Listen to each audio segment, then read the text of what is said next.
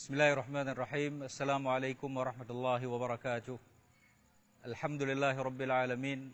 Wassalatu wassalamu ala ashrafil anbiya'i wal mursalin, nabiyyina Muhammadin wa ala alihi wa ashabihi ajma'in. Ashhadu an la ilaha illallah wahdahu la syarikalah, wa ashhadu anna Muhammadan abduhu wa rasuluhu la nabiyya ba'dah. Marilah sama-sama kita bersyukur kepada Allah Subhanahu wa taala. Bersyukur di atas nikmat Allah yang sangat banyak yang telah Allah berikan kepada kita, yang kadang-kadang kita tidak memintanya, akan tetapi Allah Subhanahu wa taala telah mencurahkan kepada kita, apalagi yang telah kita minta. Pada kesempatan yang berbahagia ini, marilah sama-sama kita melihat sebuah hadis Rasul sallallahu alaihi wasallam, yang hadis ini merupakan di dalamnya kandungan pesanan Jibril alaihissalam kepada Rasul kita Muhammad sallallahu alaihi wasallam. Di dalam hadis ini Jibril berpesan kepada Rasul dengan 5 pesanan. Yang pesanan ini sebenarnya tidak khusus untuk Rasul sallallahu alaihi wasallam, tapi juga pesanan ini adalah untuk umat beliau, untuk kita semuanya.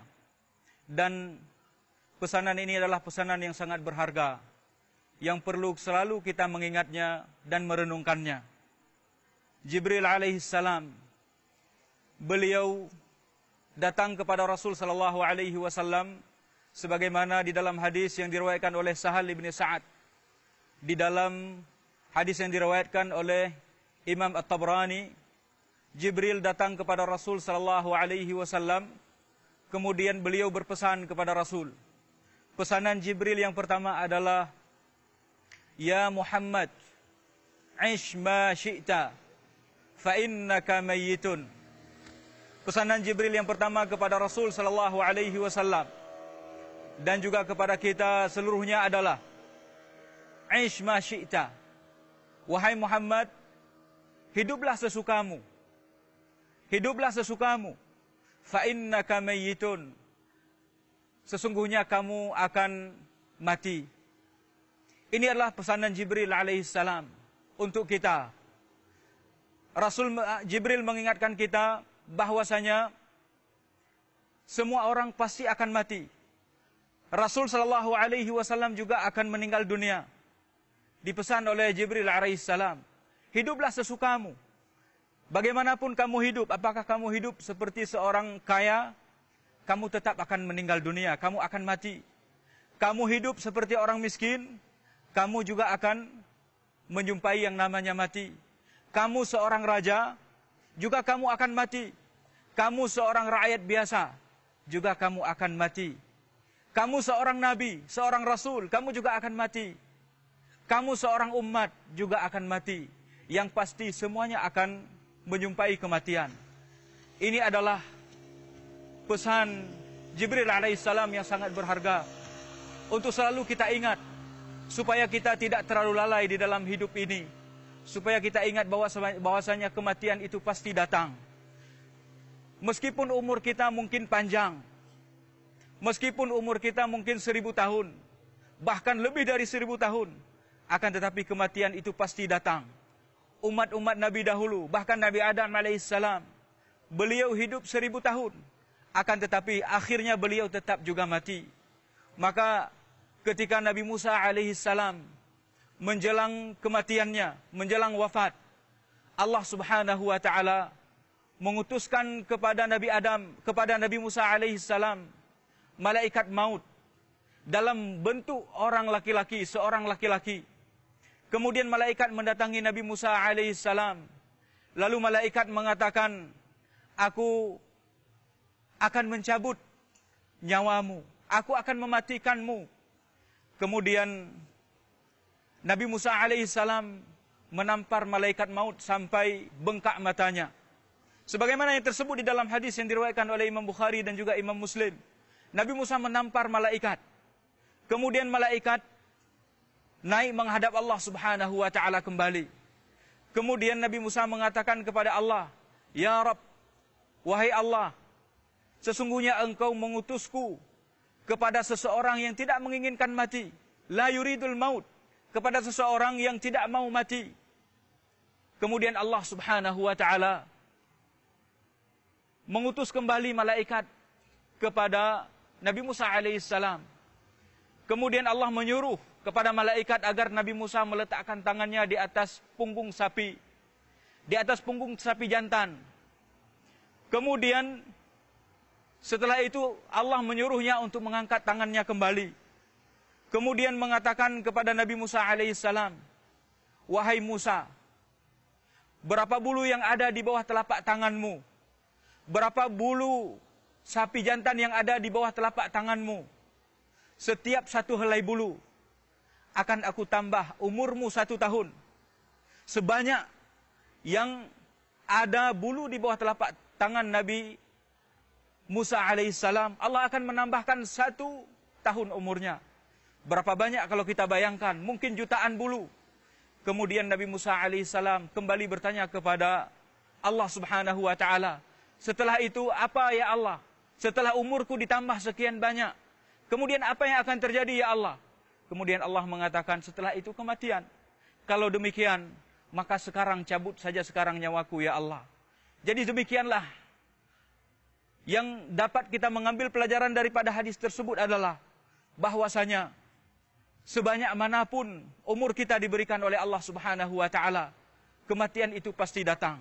Ini adalah pesanan pertama di dalam hadis ini kepada Rasul sallallahu alaihi wasallam, "Ish ma syi'ta fa innaka mayyitun." Hiduplah sesukamu, tapi kamu pasti akan mati. Suatu hari kamu pasti akan mati. Tidak ada yang kekal di atas muka bumi ini.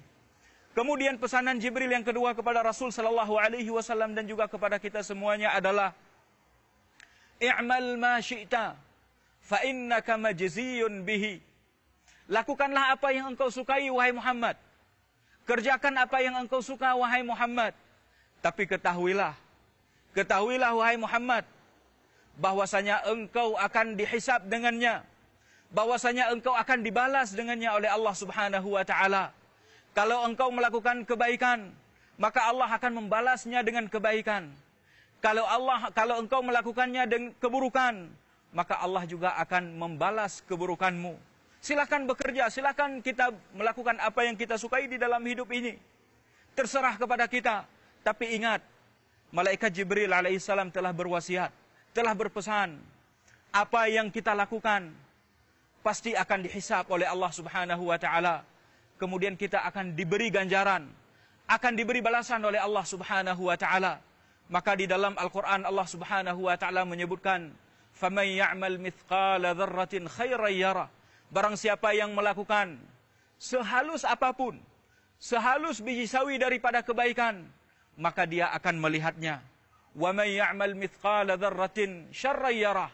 Dan barang siapa yang melakukan sekecil apapun daripada kejahatan, sekecil apapun daripada perbuatannya, amalan keburukannya, maka juga dia pasti akan melihat dan akan dibalas oleh Allah Subhanahu wa taala. Di akhirat kelak Allah akan mendatangkan segala-galanya. Allah akan menampakkan segala-galanya kepada siapa saja yang telah beramal.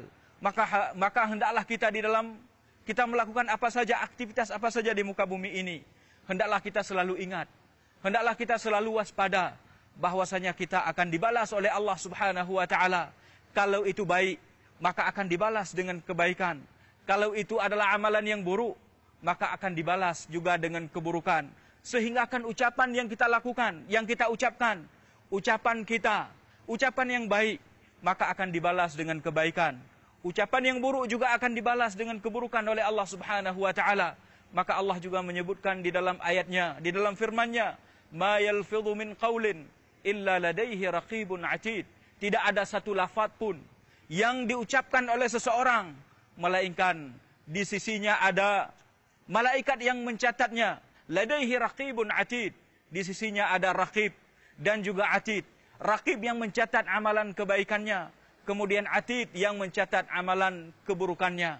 Ini yang perlu kita ingat. Kemudian yang ketiga, wasiat Jibril yang ketiga adalah, "Wa ahbib man syi'ta fa innaka mufariquh."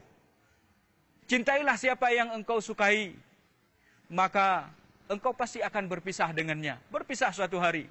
Apakah anak kita, apakah harta kita, apakah istri kita, semua kita akan berpisah. Kemudian wasiat yang keempat dari Jibril alaihissalam adalah wa'lam, ketahuilah wahai Muhammad, wa'lam anna syarafal mu'min fi salatil lail. Ketahuilah wahai Muhammad bahwasanya kemuliaan orang mukmin itu terletak pada salat malamnya, pada salat malamnya, pada salat tahajudnya. Disitulah kemuliaan seorang mukmin.